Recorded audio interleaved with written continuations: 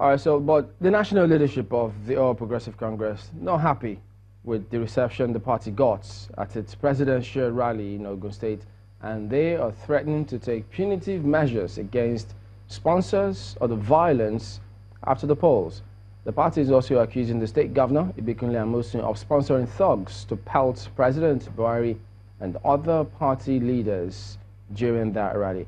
That was in a statement by its National Publicity Secretary, Larry Issa Nilu, who the APC describes the action of some supporters of the party as one act of indiscipline too many. They went on to say that the party would review the alleged misconduct and the deliberate act to position thugs to embarrass the president, insisting the party supremacy and discipline are not matters of choice, but binding. So, to take a look at some of these matters as they unfolded, and a little more, we have Steve Asimobi here with us. He's SA to Imo State Governor on electoral matters. Thank you for coming on this morning. Thank you. But we'll also go to Abuja at some point. But in light of what the APC has said here, we've seen the rallies in Ogun, even that of Imo as well. The president maintaining a certain stance about the outcome, but clearly all is not well with the party in those two states. Are they? No, they are not. And if it's in a civilized climate, somewhere like Chief Adams Oshomole should have resigned as the national chairman of the All Progressive Congress. But he's doing exceptionally well. He's doing exceptionally well. Some people will argue that. You know, it's most unfortunate. Most of you were witnesses to the drama that took place in Imo, that took place in Ogun, that took place in even Rivers and Zamfara states. Are you talking of the primaries? Primaries, yes. And we raised alarm. And what the alarm we raised some few months back, what you're seeing is a direct consequence of those things we said. And I want to thank God for Mr. President, who has shown that he's a Democrat. His humble nature and his democratic disposition is being taken for granted and has been taken for granted by the party.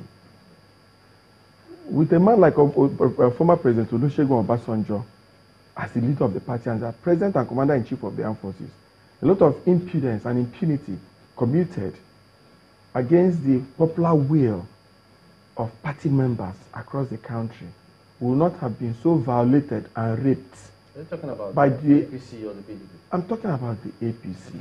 I said if we had a president who had the mindset of if Buhari, of course, you know President Buhari 1983 and all that, and period preceding his election as president, part of the reasons people gave for not supporting him was that he was going to still behave like a military man. But the man has surprised everybody. He has shamed his critics because he has shown that he's a Democrat. Yeah, but are you going after the party chairman because he refused to let those some governors have their way contrary to party position? Okay. Thank God you saw what happened in Ogun State. It's not about the governors. It's about going against the will of the common masses who are members of the party.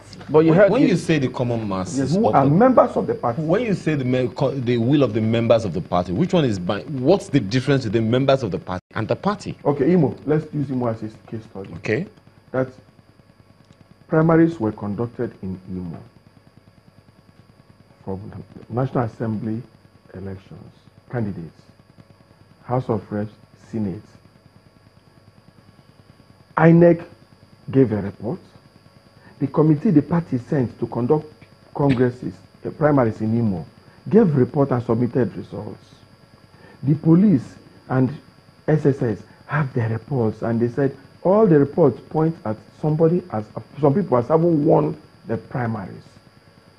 And you single-handedly, on your own, remove the candidates who have validly won your primaries and removed them and sent in wrong names to INEC. Why didn't you go to court? Why didn't? No, hold on. They actually relied on the report of the NWC that's constituted that's constituted by the party at the national level. So you wouldn't one wouldn't expect that you'll be pointing fingers at Oshomole directly. No, excuse me.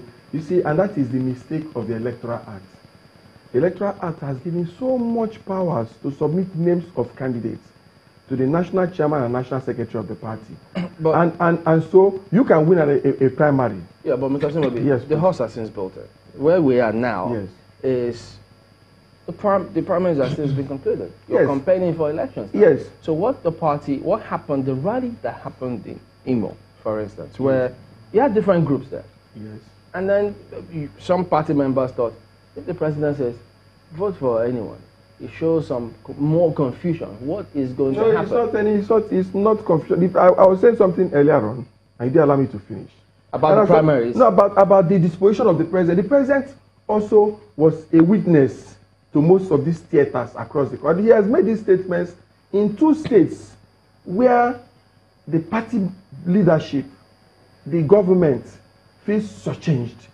Those were the president has been monitoring his situations. And the statements in Imo and Ogun are not mistakes. Let me understand. Yes. Are you saying that the president is aware of this shortchanging, but that there is nothing he can do about it? He didn't want to do anything about it, and that's why he's telling people to vote for any candidate of their choice, irrespective of party difference, irrespective of party. Doesn't that weaken the strength of the APT? No. Let me say this. On this same channel, I told you, I said, if the president supports this flagrant abuse of processes in Imo, that the consequence might be that he will also be affected.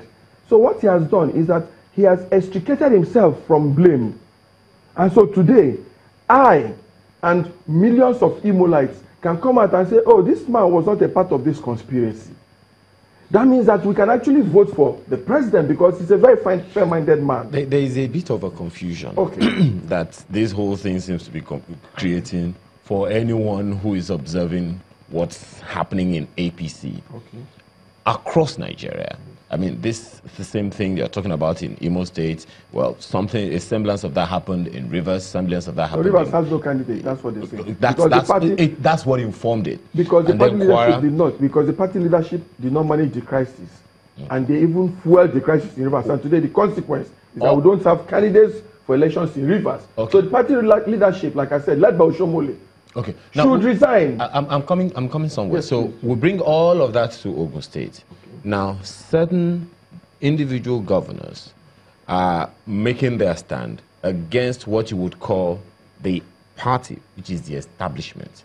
Wouldn't you call that anti-party activity? No, you will call it the perfect alliance. Let me say this to you. Like Mr. President. Wouldn't you call that? Hold on. The Mr. President, for instance, is an APC presidential candidate. In Imo, we have close to 30-something parties who have endorsed Mr. President for his election. Before now, in Nigeria, we have seen parties going to alliance from the 50s, from the 60s. Parties going to alliance. These things are very strategic. Even America, where we borrowed our democracy from, during the last general election in America, a lot of Republicans refused to vote. And they said it point blank that they're not going to support Donald Trump, their presidential candidate. So you see, the issue of party now, people are voting for individuals. And I think that's the strength of what the president is saying. The president is going even deeper than the sacrifices made by President Goodluck Ebele Jonathan. You know, the speeches in Ogun and Imo have shown the president as a patriot and as a nationalist. Mr. Simobi, yes, please. What you're saying suggests that you're trying to justify your faction's support of another candidate other than the candidate of the APC in your state. No, yes or no? That's the way it comes across. Yeah, we're not making which you call perfect alliance. Yes, we're not making pretenses about it. We said it from day one that if the party gives ticket to somebody who did not win in any constituency, be it federal constituency or senatorial or House of Assembly or governorship, that we are going to send our people to another party and then support whichever candidate. Bringing me back, we'll call it perfect alliance. Bringing me back to that same question. Yes. Isn't that anti-party activity. You call it anti-party. I'm just asking. I'm not calling it. I call it perfect alliance. It's not anti-party. Do you believe there are consequences after the election? What greater consequences would you have other than stealing people's mandates? Which one is worse? If they have done the right thing in the first instance and allowing people who have emerged as candidates of their parties to names to be submitted to INEC, we'll get into this mess we're in today. Because I'm wondering how this is going to work. No, if you as a party at the state level, yes, give your support to the president, yes, and support another person who is not necessarily in the president's party, yeah, for the governorship, for yes, instance, yes, how does that work when the president becomes president under the APC, and then you work with your governor who is not an APC? You know, I'm a student of history, even though I'm a lawyer. This same scenario has played out itself in 2007 in Imo, where we supported PDP. I was a PDP member then. We supported PDP for all elections, sake for governorship, where we worked first for a Martin Abaso of ABGA, but because of some technical issues about some people not being excluded, we had to, that election was cancelled, fresh election called, and as a government in power then led by Chiku Denwa, we supported a PPA. PPA was not a party. PPA. We supported the governorship candidate of PPA. And Imo people went and voted for PPA. We worked for a party that is not our party, PDP. Do you understand what I'm saying? And we supported PPA. And our electorates know what to do. And they supported PPA and PPA. So it's not the first time such arrangements are taking place in our climb. So we understand it perfectly well. The presidential election is this weekend. By the time we finish, Buhari will have won in Imo and Southeast and Nigeria because it's the best, it remains the best. Then we'll move a step, we'll now go to House to. Can you imagine that in my state, all the people that won